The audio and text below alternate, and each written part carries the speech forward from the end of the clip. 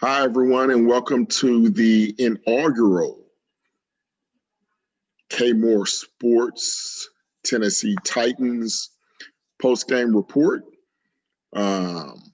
Starting off on a somber Sunday/Monday as the Titans come up short to the woeful Cincinnati Bengals 31-20 Sunday afternoon in a game that eerily displayed or mirrored the game that the Titans played last week against Pittsburgh, which was obviously a much better team than Cincinnati. So even though both games end up in losses, you feel a lot worse about this performance here today than you did about the loss last week to Pittsburgh, who, by the way, went into Baltimore today and knocked off the Ravens to improve their record to 7-0.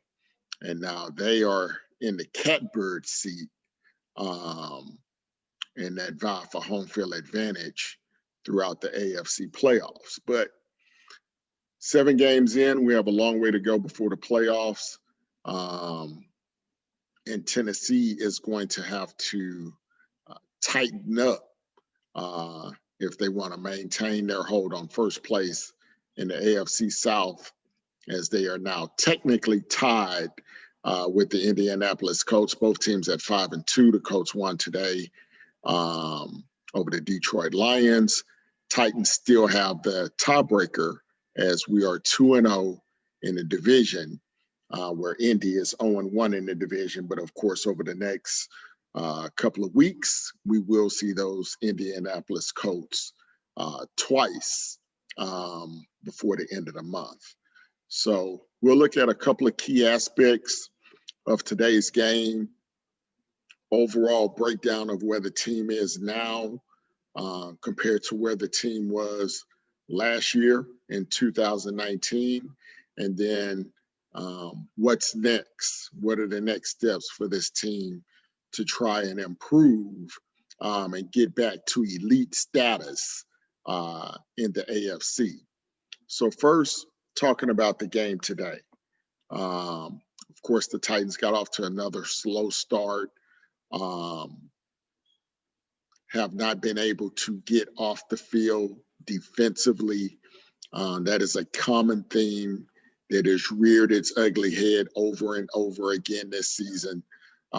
Teams converting third downs at over a 60% clip, which is by far the worst in the NFL. And the thing that has saved the Titans bacon for most of the season is that we have been able to lead the league in turnover margin. Today against Cincinnati, there were no turnovers by the defense. One turnover that Ryan Tannehill threw in the end zone early in this ball game, which was a terrible throw, a throw he never should have made, that cost us dearly. So we'll break down some of the statistics where the Titans are struggling. And first and foremost, besides the turnovers or lack thereof today, time of possession. Time of possession has been one-sided the last 2 weeks in favor of the opposition. Last week against Pittsburgh, the Steelers held the ball 35 minutes to the Titans 25 minutes, 10-minute advantage. Today, the Bengals again held the ball for almost 36 minutes to the Titans 24 minutes. Now, obviously, that's because the defense cannot get on the field. But even when the offense gets on the field, they're under immense pressure to continue scoring. And if the offense has a 3 and out or they have a possession with a turnover and the defense goes right back on the field, then that doesn't allow our offense to get into a rhythm, get Derrick Henry going, get Tannehill going downfield. So that has been a detriment the last 2 weeks, not being able to get off the field on third down. And then the offense sputtering, particularly in the first half, the last 2 weeks, only scoring 7 points in the first half. But what teams have done, and now the book is out on the Titans and how you can attack them, how you can beat them. Everyone knows the Titans have a very explosive offense. So now teams try to do to us what we used to try to do to teams 2 or 3 years ago. If you remember under the Mike Mularkey era, we used to try to run the ball, control the clock, and keep other teams' offense off the field, because at that time we didn't have a real dynamic offense with Mariota at quarterback. Now teams are doing the same thing to us. They're running the ball. They're using the short passing game to eat up clock. They go on these long 7, 8, 9, 10 play drives that eat up 6, 7 minutes of the clock and minimizes the opportunity that our offense has to put points on the scoreboard. And that ties directly to the problems that we're having on defense in the secondary. A lot of people point to the sacks or lack thereof, the lack of pressure by our front seven. But the problem starts in the secondary. Our cornerbacks, without Adoree Jackson, who's the fastest guy in the secondary, with him being out the entire season, with Christian Fulton, our second-round draft pick, being unavailable most of the season. He's only played in a handful of games thus far. So you've had to rely on guys like Malcolm Butler, Chris Jackson, who was a 7th-round pick, Jonathan Joseph, who you got off the scrap heap from Houston, who hasn't been any good in about 3 or 4 years. You have those guys on the field, and they're having to give wide receivers 8 to 9 yard cushions for most of the game. And when you give receivers that much cushion in the NFL, good NFL quarterbacks like Joe Burrow, even though he's a rookie, or Ben Roethlisberger, who's a KG veteran, they're going to take advantage of that, the short passing game, to continue to move the clock. It's just like us using Derrick Henry to move the clock. Same concept, but they're just doing it with short, quick passes to methodically move down the field, eat up time, and cause our defense problems. So that's the problem with the Titans defense right now. Now, the question is, what is the solution? Well, the easy solution would be Adoree Jackson coming back at 100%, playing the remainder of the season, and becoming a shutdown corner like we're paying him to do, and like he's shown that he can do at times. Even though he has been inconsistent, still pretty good at what he does, definitely better than what we have. If that is not the case, the Titans have to make a move on Monday or Tuesday before the trading deadline to try and upgrade our secondary. We've seen most of the teams in the conference upgrade themselves. The Steelers on Sunday night, 7-0. They made a trade with the New York Jets to get an inside linebacker that we're all familiar with, former Titan Avery Williamson. We all know that Devin Bush, their inside linebacker for the Steelers, is out for the year, did not play last week against Tennessee. So they fill that void. They go get a guy to give them some depth at that position because they have a guy that's out for the year. We've seen Kansas City go trade for Le'Veon Bell to give them more depth at the running back position because they really only have the rookie Clyde Edwards-Helaire to depend on. And they don't want to go into a championship run depending on a rookie at running back only. They want to have a veteran, so they go get a Le'Veon Bell. We've seen the Ravens make trades to add guys defensively to what's already a very good defense. So our three main competitors in the AFC, and that's not even counting the Colts at this point because we haven't played them yet, but the Chiefs, the Ravens, the Steelers, they have all made moves to upgrade themselves. Now the question becomes for John Robinson, what does he do over the next 48 hours to try to improve what is the definite weakness of this team outside of the kicker? The defensive secondary is atrocious at this point. Even when we are able to get pressure on the quarterback, somehow, some way, they're still able to scramble around and find guys open downfield, no matter if it's 3rd and 3 or if it's 3rd and 13. It doesn't matter. It doesn't matter what happens on the first 2 downs.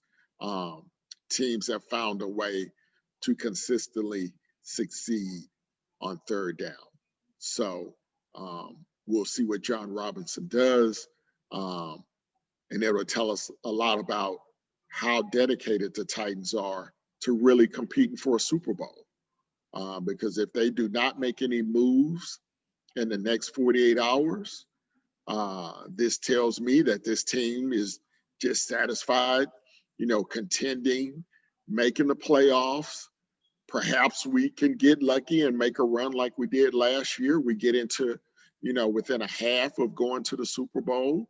But lightning typically does not strike like that consistently. You have to have a solid team in all 3 phases of the football game. And right now, the Titans only have one solid phase of football, and that's on the offensive side of the ball. And the offense hasn't been able to stay on the field or even get on the field for more than half the game because the defense hasn't allowed them to. So that's point number 1 in 1A. Point number 2, the game plan today against Cincinnati. We had 59 total plays, pretty balanced, 30 passes, 29 runs. We had over 200 yards rushing the football. We had over 200 yards passing the football. Pretty balanced attack. We outgained Cincinnati by about 60 yards on the day. But having a balanced attack is not always a good thing. And today it wasn't a good thing. Because if you rush for over 200 yards in a football game, you should win that football game. If you average 7.5 yards per carry, you should win the football game. This was a day when the Titans basically had 60 plays, technically 59, but rounded up 60 plays, 60 offensive plays. We've seen the Patriots with Bill Belichick in the past. If he knows he has a decided advantage running the football, we've seen the Patriots run 45 times and only throw it 10 times. We've seen games where they may throw it 45 times and only run it 10 times. Today was one of those games, especially with having 3 running backs active, as we promoted Deontay Foreman to the 53-man roster. And when I was on Titan Upload and Mr. Titans YouTube pre- and post-game shows throughout the year, I told them that once Foreman got into shape and was ready to perform, that he was going to give some quality depth at the backup running back position. This is a day with those 3 running backs, because we also had McNichols active today, that the Titans should have ran the ball 45 times for about 300 yards today. and flip that clock in our advantage where we're controlling the clock. But too many times when we had the running game going, we would deviate back to the passing game. And Tannehill was only 18 of 30 today with the crucial interception. But this is a day that Cincinnati could not stop the run. They just traded Carlos Dunlap earlier this week, and we were not able to take advantage of that, or we chose not to take full advantage of it. We tried to continue to mix the pass and the run. So I think that was a major downfall for us this afternoon in the game plan. Defensively, I mean, again, there's just no excuse. You have Cincinnati that's given up a ton of sacks. Joe Burrow's taken a ton of sacks this year. He's very athletic, very good quarterback. But with them missing 3 offensive linemen, both tackles and the center, the 3 most important positions on the offensive line, and you get in the backfield to sack him a couple of times, but guys are so undisciplined when they're going back there that they're just letting the quarterback break tackles, move around, and still complete passes downfield. This team has to get more discipline on defense. Beasley and Clowney. Look, I know Clowney's great defensively. I know we were all excited when he came. I know I was excited because I was the first one with the story that he had committed to coming to Tennessee. But when he gets in the backfield and he has the quarterback in his grasp, when he has a shot at the quarterback dead to right, he's got to start bringing the quarterback down. It's not good enough anymore just to get pressures. You have to bring the quarterback down. You have to find a way. So with that being said, again, a very disappointing loss today, but those are some of the critical factors beneath what we saw on the field, the actual numbers, the time of possession, the lack of sacks, the run game ratio, which shouldn't have been a 50-50 split today. We should have ran the ball 75% of the time, only threw it 25% of the time. We probably have a better result here tonight. Now, looking ahead, we just talked about the trading deadline. We'll see what Robinson does in the next 48 hours. A lot of people want Stephon Gilmore. Gilmore from the Patriots did not play today. He had a knee injury. He didn't even travel with the team. So I don't know if he would be a viable option. He's very expensive, and he's probably going to cost a lot of draft capital, which I'm not sure the Titans want to give up at this point. So it just depends on what deals he feels is best. If he thinks a deal can be made that can help this team, there's a lot of sellers out there, a lot of really bad football teams that have some good players available. So I would hope that we would go ahead and make a move and try to get one of those players in. Now, looking ahead to the next few weeks of the schedule, you have Chicago coming in next week. Chicago lost to the Saints today in overtime. Their offense has been struggling with Nick Foles.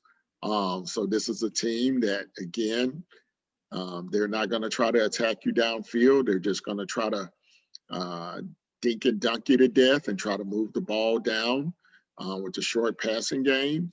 They have a decent running game, but they have a hell of a defense.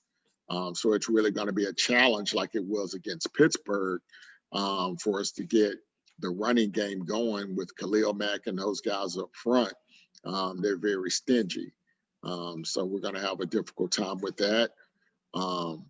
So you hope that we can get on track with them next week. And then, of course, then following that, you have the Colts twice with a Baltimore sandwich in the middle, the Ravens sandwich in there. So you got 4 playoff teams in the next 4 weeks that is really going to determine how this season shakes out.